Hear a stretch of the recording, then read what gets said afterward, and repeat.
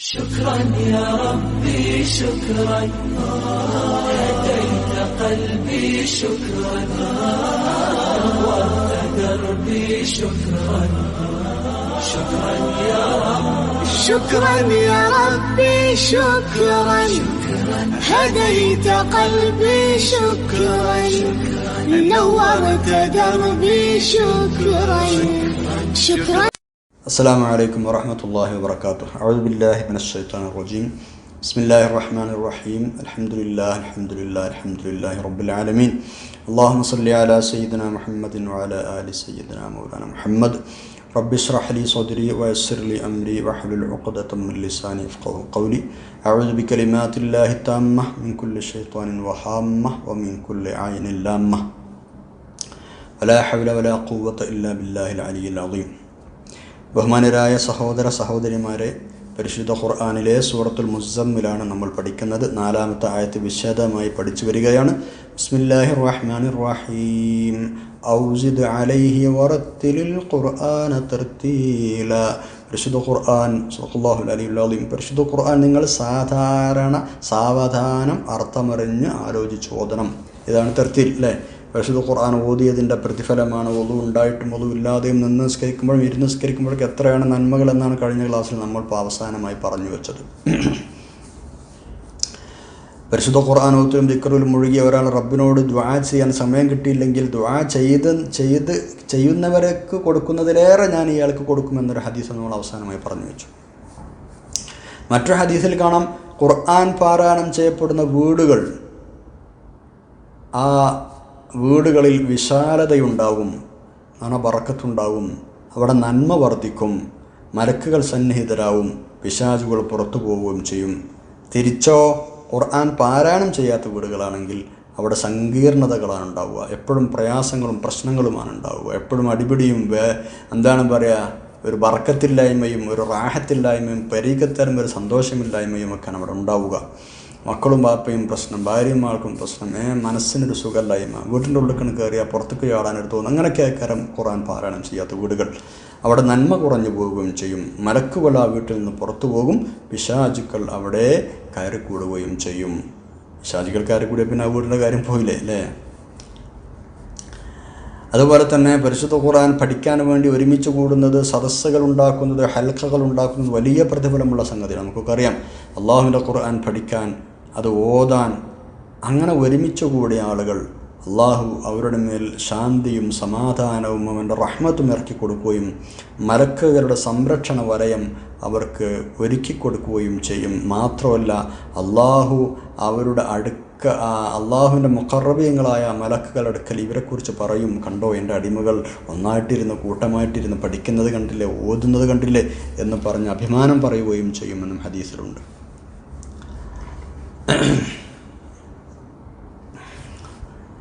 സുബ്ഹാനല്ലാഹ്. അപ്പോൾ പരിശുദ്ധ ഖുർആൻ ഓതാൻ വേണ്ടി ഒരുമിച്ച് കൂടുന്ന ആളുകൾ, ഇവിടെ പള്ളിയിൽ എന്ന് പറഞ്ഞിട്ടുണ്ട്, അതേപോലെ തന്നെ മറ്റുള്ള സ്ഥലത്തും ഇങ്ങനെ തന്നെയാണെന്നാണ്. എല്ലാ സ്ഥലത്തും കൂലിയുണ്ട് എന്നൊന്ന് മനസ്സിലാക്കാം.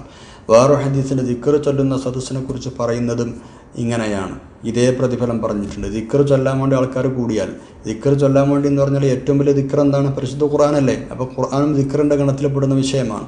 അപ്പോൾ ദിക്റിൻ്റെ സദസ്സിൽ കൂടിയാലും ഇതേ പറഞ്ഞ പ്രതിഫലം മലക്കുകൾ ഇറങ്ങുകയും റഹ്മത്തും സക്കീനത്തും അവരെ പൊതിയുകയും ശാന്തി വരെ പൊതിയുകയും അള്ളാഹു അവരെ കുറിച്ച് പറയുകയൊക്കെ ചെയ്യുമെന്ന് പറഞ്ഞിട്ടുണ്ട്. അപ്പോൾ പള്ളിയിലാണെങ്കിലും ശരി, പുറത്താണെങ്കിലും ശരി, നേരത്തെ നമ്മൾ പറഞ്ഞ ഹദീസ് പള്ളിയിൽ ഖുർആൻ പഠിക്കാൻ ഒരുമിച്ച് കൂടിയാൽ എന്നാണ്. ഇവിടെ അങ്ങനെയല്ല. ഇവിടെ ദിക്റിൻ്റെ മജ്ലിസ് എന്ന് പറഞ്ഞിട്ടുള്ളൂ. ലാ യഖഉദു ഖൗമുൻ യദ്കുറൂനല്ലാഹ അസ്സ വജല്ല. അള്ളാഹുവിനെ ദിക്ർ ചെയ്യുന്ന ഒരു ഖൗം, ഒരു കൂട്ടം ആളുകൾ. അപ്പോൾ അത് പള്ളിയിലാവട്ടെ പുറത്താവട്ടെ, അപ്പോൾ എവിടെയായാലും ഈ പറയപ്പെട്ട പ്രതിഫലം ഉണ്ടാകും. അത് ഖുർആനോത്തിന്റെ മജ്ലിസായാലും ദിക്റുകളുടെ മജ്ലിസായാലും. ദിക്റിൽപ്പെട്ടത് തന്നെയാണ് പരിശുദ്ധ ഖുർആൻ. ഏറ്റവും വലിയ ദിക്ർ പരിശുദ്ധ ഖുർആനാണെന്ന് നമുക്കറിയാം അല്ലേ. അപ്പോൾ വലിയ പ്രതിഫലമാണ് കൂട്ടമായിട്ട് ഇരുന്ന് ഖുർആൻ ഓതുന്നതിനും എന്ന് നമ്മൾക്കിവിടെ നിന്ന് മനസ്സിലാക്കാം. മുമ്പ് നമ്മൾ സൂചിപ്പിച്ചിരുന്നു, നിത്യേന നമ്മൾ പതിവാക്കുന്ന ചില ആയത്തുകൾ, ചില സൂറത്തുകൾ നമ്മൾ കാണാതെ പഠിച്ചു വെക്കണമെന്ന് അല്ലേ. ഈ കാണാതെ പഠിച്ച് വെച്ച സൂറത്തുകൾ അല്ലെങ്കിൽ ആയത്തുകൾ പിന്നെ മറന്നു പോകരുത്. അത് ഖുർആനോട് ചെയ്യുന്ന ഒരു അപമര്യാദ, തെറ്റുമാണത്. പഠിച്ചത് മറന്നു പോകരുത്. കയറിൽ കെട്ടിയിടപ്പെട്ട ഒട്ടകം കുതറിപ്പോകുന്നതിനേക്കാൾ വേഗത്തിൽ പരിശുദ്ധ ഖുർആൻ കുതറിപ്പോകുന്നതാണ് എന്ന ഹദീസിലുണ്ട്. എന്ന് പറഞ്ഞാൽ വളരെ പെട്ടെന്ന് മറന്നു പോകാൻ സാധ്യതയുണ്ട്. അതുകൊണ്ട് നിങ്ങൾ നല്ലോണം ശ്രദ്ധിക്കണം. നബി സല്ലല്ലാഹു അലൈഹി വസല്ലം തങ്ങൾ പറയാറുണ്ട്, നിങ്ങൾ ഖുർആനിനെ കുറിച്ചുള്ള ഓർമ്മ പുതുക്കിക്കൊണ്ടേയിരിക്കണേ. ഖുർആൻ മനഃപ്പാടമുള്ള ആളുകൾ അതങ്ങനെ ഓതി റിവൈസ് ചെയ്ത് കൊണ്ടേയിരിക്കണേ. കാരണം എന്താണെന്നറിയോ, ഉടമസ്ഥനെ വിട്ട് ഓടിപ്പോകുന്ന നാൽക്കാലികളെക്കാളും മനുഷ്യ ഹൃദയത്തിൽ നിന്ന് ഖുർആൻ വേഗത്തിൽ ഓടിപ്പോയിക്കൊണ്ടിരിക്കും. അപ്പോൾ പിടിച്ചു കെട്ടണം എന്നർത്ഥം, നല്ലോണം ശ്രദ്ധിക്കണം എന്നർത്ഥം. ഹാഫിദീങ്ങളായ ആളുകൾ നന്നായി ശ്രദ്ധിക്കുക. ഹാഫിദീങ്ങളായ ആളുകൾ നിങ്ങൾ പരിശുദ്ധ ഖുർആനെ നന്നായി പരിശോധിക്കുന്നുവെങ്കിൽ, അതിനെ നന്നായി റിവൈസ് ചെയ്ത് നടക്കുന്നുവെങ്കിൽ അതിനെ പിടിച്ചു നിർത്താൻ കഴിയും. അല്ലെങ്കിൽ അതിനെ പാട്ടിന് വിട്ടാൽ അത് നഷ്ടപ്പെടുകയും ചെയ്തേക്കാമെന്നും ഹദീസുകളിലുണ്ട്. ഓർമ്മ കിട്ടാനുള്ള മാർഗം റിവൈസ് ചെയ്യുക എന്നുള്ളത് തന്നെയാണ്. പിന്നെ നിസ്കാരങ്ങളിലൊക്കെ നിരന്തരം ഓതുക. ഈ ഹാഫിദീങ്ങളായ ആളുകളുടെ വീട്ടുകാർ പ്രത്യേകം ശ്രദ്ധിക്കുക. പ്രത്യേകിച്ച് ചെറിയ കുട്ടികളൊക്കെ ഹിഫ്ലിന് ചേർക്കുന്ന ഒരു ടെൻഡൻസിയുള്ള അതൊരു ഫാഷനായി മാറിയ ഒരു കാലമാണിത്. ഞാനത് ഫാഷൻ എന്ന് പറഞ്ഞത് കൽപ്പിച്ചുകൂട്ടി പറഞ്ഞത് തന്നെയാണ്. ഹാഫിദല്ല ആവേണ്ടത്, ആദ്യം ആലിമാണ് ആവേണ്ടത്. ഇൽമില്ലാതെ വെറും ഹിഫ്ൽ ഉണ്ടായതുകൊണ്ട് കാര്യമില്ല. പരിശുദ്ധ ഖുർആൻ പഠിച്ച് അതിനനുസരിച്ച് പ്രവർത്തിക്കുക എന്നാണ് ഏറ്റവും പ്രധാനം.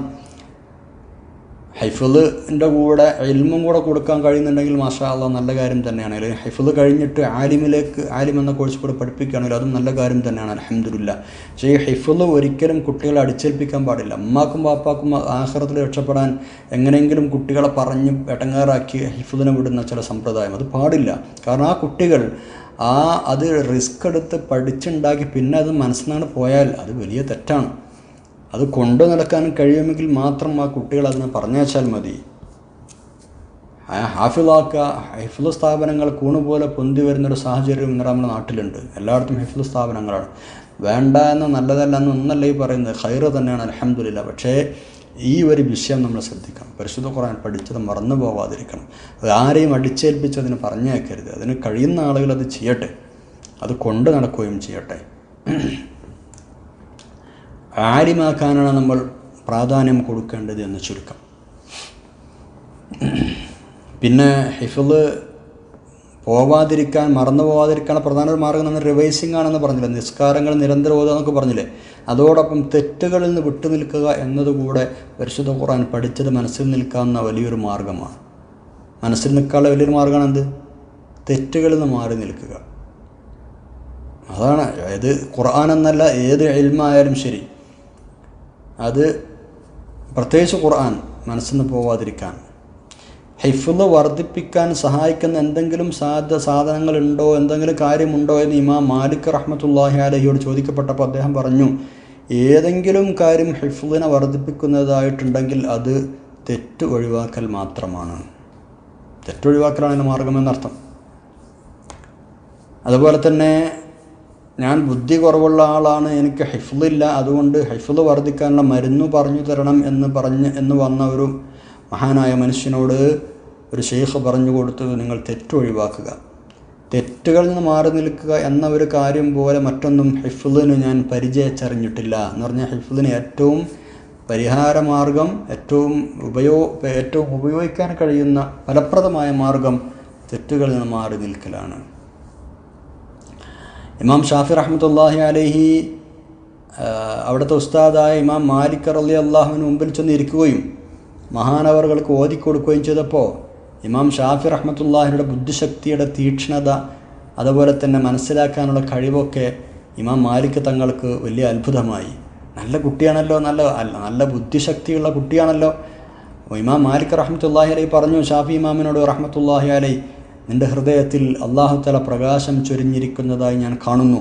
അതിനാൽ തിന്മകളുടെ ഇരുളുകൊണ്ട് നീ ആ പ്രകാശത്തെ കെടുത്തരുത് എന്ന് ഇമാം മാലിക് റഹ്മത്തുള്ളാഹി അലൈഹി എന്ന ഉസ്താദ് തൻ്റെ മുമ്പിൽ വന്നിരുന്ന ശിഷ്യനായി തൻ്റെ മുമ്പിൽ വന്നിരുന്ന ഷാഫി റളിയല്ലാഹു അൻഹുവിന് കൊടുത്ത ഉപദേശമാണ്. നിൻ്റെ ഹൃദയത്തിൽ അല്ലാഹു തആല പ്രകാശം ചൊരിഞ്ഞിട്ടുണ്ട്, അത് ഞാൻ കാണുന്നു.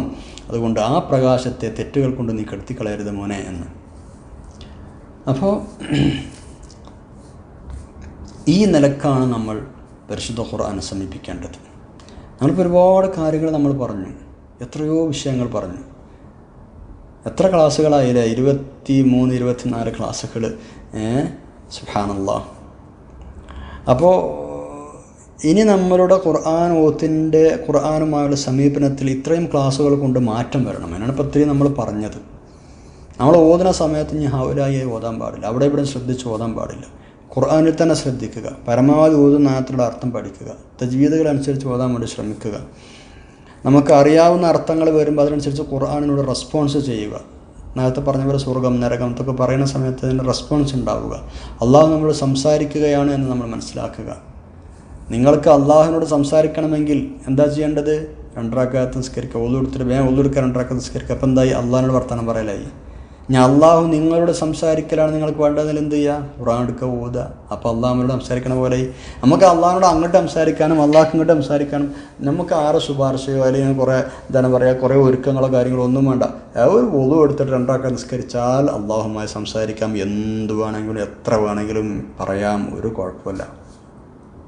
ഇനി അതല്ല, അള്ളാഹ് ഇങ്ങോട്ട് സംസാരിക്കണമെന്ന് കേൾക്കണം എന്നൊരാഗ്രഹമുണ്ട്, അപ്പോഴോ ഒളു എടുത്തിട്ട് ഖുർആൻ തുറന്നു വെച്ചോടിയും മാഷാ അള്ളാഹ്. ഇപ്പോൾ ഒതു ഇല്ലാതെ തന്നെ ഓതല്ല, ഖുർആൻ തൊടാനല്ലേ ഒതു വേണ്ടുള്ളൂ. പക്ഷെ ഒതു സൈഡ് ഒതുക്കലോട്ടോ, അതാണ് എൻ്റെ മര്യാദ. മസ്തലകൾ അങ്ങനെയാണെങ്കിലും ഓരോന്നിനും ഓരോ മര്യാദ അല്ലേ? ഇപ്പോൾ തല മറക്കാതെ ഖുർആൻ ഓതിലൊന്നും ഒരു കുഴപ്പമില്ല, പക്ഷെ തല മറക്കുക എന്നതിൻ്റെ ഒരു മര്യാദയാണ്. ഖിബിലക്ക് മുന്നിടുക എന്ന് പറഞ്ഞാൽ മുന്നിടാതെയും ഓതാം, മുന്നിടുക എന്ന് പറഞ്ഞതിൻ്റെ മര്യാദയാണ്. നമ്മൾ മുമ്പ് പറഞ്ഞല്ലോ അതൊക്കെ. അപ്പോൾ ഇത്തരം വിഷയങ്ങൾ എന്ത് ചെയ്യുക? നമ്മൾ ശ്രദ്ധിക്കുക. അള്ളാഹുവുമായി സംസാരിക്കാനും റബ്ബിനെ സംസാരം ഇങ്ങോട്ട് കേൾക്കാനും നമ്മൾക്ക് എളുപ്പമാണ്. വറത്തിലിൽ ഖുർആന തർത്തീല, ഖുർആൻ തർത്തീലായിട്ട് ഓതുക. മക്കളെ നമ്മളിങ്ങനെ പഠിപ്പിക്കുക. പ്രത്യേകിച്ച് നമ്മുടെ മക്കളൊക്കെ മദ്രസന്നൊക്കെ പഠിച്ചു വരുന്ന ആളുകൾ, അവരെ കൊണ്ട് ഖുർആൻ നമ്മൾ കേൾക്കുന്ന വിധം ഓതിപ്പിക്കുക വീട്ടിൽ നിന്ന്. അപ്പോഴേ നമുക്കത് തെറ്റ് പറഞ്ഞു കൊടുക്കാൻ കഴിയുള്ളൂ.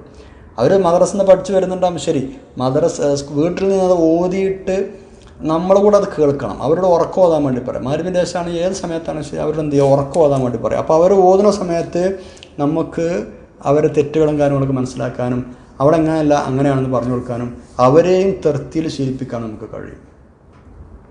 ഇശാ മഗ്‌രിബിൻ്റെ ഇടയിലൊക്കെ എല്ലാവരും ഒന്നിച്ചിരുന്ന സമയം അങ്ങനെ ആകുമ്പോൾ ഒന്നുകൂടെ റാഹത്തായി അൽഹംദുലില്ലാ അല്ലേ? അപ്പോൾ നമ്മളും അങ്ങനെ ശീലിക്കുക, നമ്മുടെ മക്കളെയും നമ്മുടെ ഭാര്യമാരെയും കുടുംബത്തെയൊക്കെ അങ്ങനെ ശീലിക്കുകയും ചെയ്യുക. വീട്ടിലെപ്പോഴും ഖുർആൻ്റെ അന്തരീക്ഷം ഉണ്ടാവട്ടെ. ഖുർആൻ ഓത്ത് കണ്ട് കിട്ടുന്ന സർവ്വ പ്രതിഫലം നമ്മുടെ വീട്ടിലുണ്ടാവണം. നമ്മുടെ പേരില്ല, പിന്നെ ആര് പേരിലാണ് ഉണ്ടാവുക? നമ്മളല്ലാതെ ഉണ്ടാക്കേണ്ട ആൾക്കാർ. വേറെ ആര് പേരിലൊന്നും ഉണ്ടാവില്ല, നമ്മൾ തന്നെ വിചാരിക്കണതിന്. ആ ബറക്കത്തും ആ റഹ്മത്തും ആ മലക്കുകളെ വരവും കാര്യങ്ങളൊക്കെ നമ്മുടെ വീടുകളിൽ ഉണ്ടാവണം.